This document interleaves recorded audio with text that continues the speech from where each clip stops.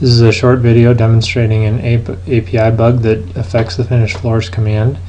As you can see, I've got a sample project, very simple sample project here open in Revit 2013. Go to my finishFloors settings. Notice that my current thresholds are set to center of frame. This works the same with face of frame. This does not affect the ignore thresholds option, so if you have that option set, if that's your preference, then you don't need to worry about this. If you're using either of the other two, you will.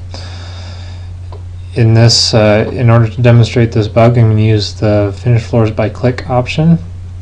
As you can see, most of the time if I click in a room, I get exactly what I would expect to get, a finished floor placed in that room with a threshold just as I've got it set in my preferences. However, about 25% of the time, if I click in the room, I will get this series of errors. First, I'll get a line is too short, to which I can hit delete elements.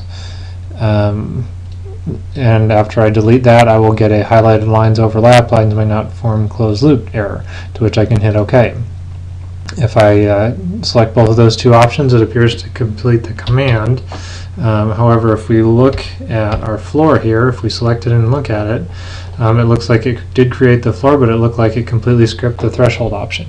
On investigating further, you can edit the boundary and look down here, and what we actually have is two small overlapping lines right here on one side of the door. What's happened, for some reason, the Revit API has decided that the line from this side of the threshold should move over here, which caused this line to be too short, with zero length, which is what which is the first error that we got. It also caused these two lines to overlap, which was the second error that we got. But the lines still do form a closed loop. So in order to fix this, simply go in and edit the sketch like I just did. Drag this line over, or use the align command, however you want to do it, and then draw yourself a new threshold line right here and finish out the floor, and you have your floor with your threshold.